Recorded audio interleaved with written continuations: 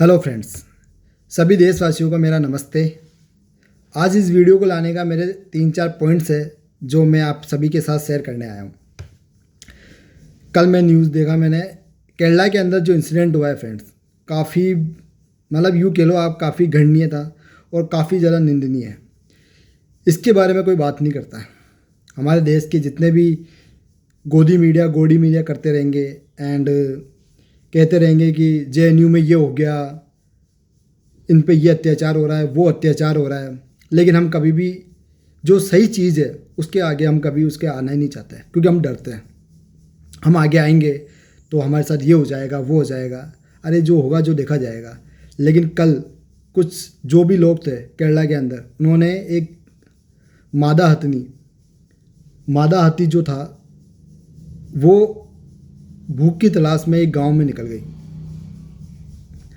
और कुछ शरारती लोगों ने उसको जो खाने के लिए जो दिए फ्रूट्स दिए थे उसमें फटाके रख के और उसको खिला दिया, और उस वजह से वो काफ़ी उसके जो बॉडी पार्ट्स थे वो डिस्ट्रॉय समझ लीजिए आप, या डैमेज हो गए। अगर आज हम एक मुंह में हमारा एक छोटा सा एक फटाका भी रख लेना फ्रेंड्स, तो हमें बहुत ज़्यादा पेन होता है। और अगर मुंह में छोड़िए, अगर हम एक हाथ में भी अगर उसको रख लेना, अगर हाथ में भी हमारे फटाका फूट जाए ना, तो भी हमें काफ़ी पेनफुल होता है। अब आप सोच सकते होंगे कि एक हाथी के मुंह में जो गर्भवती थी, प्रेग्नेंट थी, उसके मुंह में उन्होंने इतने सारे फटाके रख दिए जिसकी वजह से उसके जो बॉडी पार्ट्स थे वो काफ़ी ज़्यादा डैमेज हुए। उसके बाद फिर भी वो, जैसे हम अक्सर देखते हैं कि कोई भी जानवर है पागल हो गया फिर उसको गोली मार देते हैं या कुछ भी कर देते हैं, उसने ऐसा कुछ भी नहीं किया फ्रेंड्स। वो चाहती तो काफ़ी ज़्यादा तबाही मचा सकती थी, लेकिन फिर भी वो शांतिपूर्वक वहाँ से निकलते हुए, क्योंकि उसकी बहुत ज़्यादा उसके जख्म हो गया था, तो उसको भरने के लिए या उसके दर्द को कम करने के लिए उसको पास में एक नदी दिखी और वहाँ जाके वो उसके अंदर जाके बैठ गई और पानी अपना जो सर था उसका जो ऊपर का जो पोर्शन था उसको पानी में उसने डुबो के रखा। 25 मई को वन विभाग को इसके बारे में पता चला, वो आई टीम, उन्होंने रेस्क्यू किया और 27 को उसको बाहर निकाला, उसका पोस्टमार्टम किया। वो मर चुकी थी। हम सोच सकते हैं हम कैसी दुनिया में रह रहे हैं, ऐसी जानवरों की दुनिया में। पहले हैदराबाद का एक इंसिडेंट हुआ था, हम सभी को पता है, जो डॉक्टर को जला के मार दिया गया था। और आज अगर अब मैंने ये एक इंसिडेंट और सुना है और देखा है इसके बारे में, मुझे बहुत दुख हुआ कि हम जानवरों को भी नहीं छोड़ते। ये कोई मजाक था? किसी की ज़िंदगी के साथ खेल देना। अगर अब उन्हीं कुत्तों के मुंह में अगर ऐसे बम रख के या फटाका रख के और अगर हम फोड़े तो कैसा लगेगा उनको? सुनने में आया कि अज्ञात लोगों के खिलाफ एफआईआर लॉन्च की गई है। अज्ञात लोग, सोचिए आज अगर ये कोई पॉलिटिशियन होता या कोई बड़ा कोई सेलिब्रिटी या कोई एक बड़ा रीच पर्सन होता है, अज्ञात लोग नहीं होते वो, अब तक तो अंदर हो चुके होते हैं। लेकिन यहाँ पे एक एफआईआर लॉन्च हुई है और अभी तक उनके बारे में कोई सुराग भी नहीं मिला है कि वो कौन लोग थे, किसने ये किया है। हाथ जोड़ के रिक्वेस्ट है गवर्नमेंट से, स्टेट गवर्नमेंट। कुछ लोग ऐसे भी है दोस्तों, जम्मू कश्मीर में जब जो एक्टिविस्ट है वहाँ के कुत्ते लोग, वो जो अगेंस्ट लिखते हैं इंडिया के, जब उनको अवार्ड मिलता है तो लोग ट्वीट करते हैं, उनको कॉन्ग्रेचुलेसन बोलते हैं। लेकिन जो केरला से चुने गए, वहाँ के लोगों ने उनको इलेक्ट किया है, तब वो एक ट्वीट भी नहीं करते कि ये जो घटना हुई है, जो इंसिडेंट हुआ है, ये गलत हुआ है। हमें सोचने वाली बात है कि हमें क्या चीज़ सही है और क्या गलत है, ये हमें आज सोचना भी ज़रूरी है कि हम एक बेजुबान एक जानवर को ऐसे ही मार देते हैं और हम आगे बढ़ जाते हैं अपनी ज़िंदगी में। कभी ये नहीं सोचते, हर आदमी ये सोचता है कि मैं अपनी जॉब कर लूँ, अपना घर बना लूँ, अपने फैमिली को संभाल लूँ, वो बहुत है। ये बहुत नहीं है दोस्तों, ये चीज़ें भी हमें सोचनी ज़रूरी है कि क्या गलत हो रहा है देश में, क्या सही हो रहा है।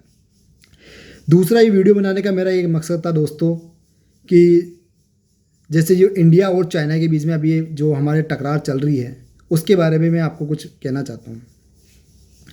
आज इंडिया और चाइना, हम दोनों एक ऐसी कंडीशन में खड़े हैं, हालांकि सब सुनने में आ रहा है कि डिप्लोमेटिक वार्ता चल रही है, हमारी बातचीत चल रही है, लेकिन फिर भी हमें सोचने की ज़रूरत है कि अगर आगे क्रिटिकल कंडीशन होती है तो हमें पता है कि चाइना ही हमारे पर थोड़ा बहुत हमारे से ऊपर रहेगा।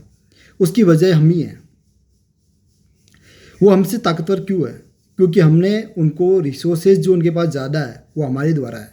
हम मैं भी, ये मेरी भी गलती है, मैं भी वो सारे चाइना के प्रोडक्ट यूज करता था। इवन अभी भी हम जो जिस चेयर पे बैठते हो सकता है कि वो भी मेड इन चाइना ही हो, जो कपड़े पहनते हैं हम वो भी मेड इन चाइना ही हो। लेकिन मैं मानता हूँ कि ये प्रॉब्लम अभी की नहीं है, बहुत वर्षों से चली आ रही है कि हम कम दाम पे वो चीज़ें खरीदना पसंद करते हैं जो चाइना में अवेलेबल करा देता है ईजी वे में। हमें ये भी सोचना चाहिए दोस्तों कि जो चीज़ आज हम हमारा जो कैपिटल है, हम जो पैसा उनको दे रहे हैं वो हमारे अगेंस्ट यूज़ कर रहा है, और हमें ये भी पता है कि चाइना हमारा कभी सगा नहीं होगा, हमेशा पाकिस्तान का ही सगा होगा। तो हमें ये भी चीज़ सोचनी चाहिए कि हमें, जैसे मोदी जी कह रहे हैं कि हमें आत्मनिर्भर बनना चाहिए। आत्मनिर्भर से मतलब है कि हमें सेल्फ, हमारे जो इंडिया के जो प्रोडक्ट है वो यूज करनी चाहिए। आज तक मैं भी गलती करता आ रहा था कि जो मेरे पास चीज़ें थी मैं उनको यूज़ करता था, हालांकि मेरी जानकारी में जब मुझे लगा कि नहीं अब बस बहुत हो चुका है तो मैंने उनको छोड़ दिया। और आज के बाद मैं कसम खाता हूँ कि मैं चाइना का कोई भी सा भी प्रोडक्ट हो, कोई सा भी, मुझे वो लेने की ज़रूरत नहीं है, उसके बिना भी मेरा काम चल सकता है। तो हमें भी ये सोचना चाहिए दोस्तों कि हम अपने देश के बारे में सोचें, न कि हम ये सोचें कि सस्ती चीज़ है चाइना की तो हम ले लेते उसको, हमारा काम चल रहा है ना क्या है, लेकिन उससे देश का नुकसान हो रहा है। आज वही चाइना हमारे पे आंखें दिखा रहा है हमें। तीसरा पॉइंट दोस्तों हमारा ये था कि जैसे स्टेट गवर्नमेंट और सेंट्रल गवर्नमेंट ये बता रही है कि कोरोना हमारे काबू कर रखा है हमने, कोरोना कोई कम्युनिटी स्प्रेड पर नहीं फैला है। मैं आपको रियल बता रहा हूँ, ये जो डेटा दिखाते हैं ना मौत का, और ये बताते हैं कि इतने लोग ही मर रहे हैं या हमारे पास हॉस्पिटल में बेड अवेलेबल्स है, ये है एग्जैक्ट रिपोर्ट हम बात करें इसके बारे में, या अगर हम कुछ भी अगर इसके बारे में सोचें, अगर हम डीपली एनालिसिस करें, तो मैं आपको वादा करता हूँ जितना ये बताते हैं ना उससे कई गुना ज़्यादा क्रिटिकल कंडीशन है। मैं मानता हूँ इनको भी अपना रेवेन्यू जनरेट करना था तो इन्होंने लॉकडाउन हटा दिया यहाँ से, लेकिन अब हमारी बारी है, हम सोच समझ के काम करें कि हमें करना है क्या, हम कहाँ जा रहे हैं, क्या कर रहे हैं, क्या नहीं कर रहे, कैसी हमें इसके प्रिकॉशन रखना है, ये सब चीज़ें हमें सोचनी होगी, वरना यहाँ लाशें गिनने वाला कोई नहीं होगा दोस्तों। तो हम कोरोना को लेके काफ़ी सीरियस रहें, वरना बहुत ज़्यादा क्रिटिकल कंडीशन हो जाएगी, अमेरिका से भी बदतर हालत हमारी हो जाएगी। और हमारे यहाँ मेडिकल फैसिलिटी कैसी है सबको पता है, और हम कैसे लोग हैं ये भी हमें सबको पता है। लास्ट हमारा एक पॉइंट है फ्रेंड, मेरे को अभी थोड़े दिन पहले सुनने में आया था कि एकता कपूर जो है, सभी जानते हैं उसको, वो पैसा कमाने में माहिर है, उसने अभी एक वेब सीरीज़ निकाली है XXX। उसके बारे में उसने आर्मी के जो वाइफ होती है जैसे, उसके बारे में उसने गलत बताया है कि जब आर्मी का एक जवान बॉर्डर पे तैनात होता है तो उसकी वाइफ एक किसी और के साथ रिलेशनशिप में रहती है, ऐसे वगैरह वगैरह उन्होंने उसको बारे में उसको बताया है, जो बिल्कुल गलत है। एकता कपूर का सब फ्रेंड मैंने हमेशा देखा है, उसका एक ही मोटिव रहता है, सिर्फ पैसा कमाना, चाहे गलत हो क्या सही हो, उससे कोई लेना देना नहीं है।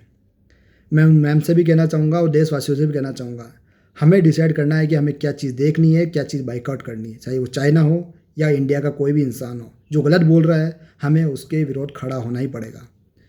क्योंकि देश का जवान अगर ये चीज़ देखेगा कि क्या हमारे ऊपर ऐसी वेब सीरीज़ बना रहे हैं जो हम वहाँ देश की सेवा कर रहे हैं, और यहाँ पीछे से ऐसी चीज़ दिखाई जा रही है टीवी चैनलों में या वेब सीरीज़ में, ये गलत है, बिल्कुल गलत है। इसलिए हमें इन चीज़ों का भी विरोध करना चाहिए।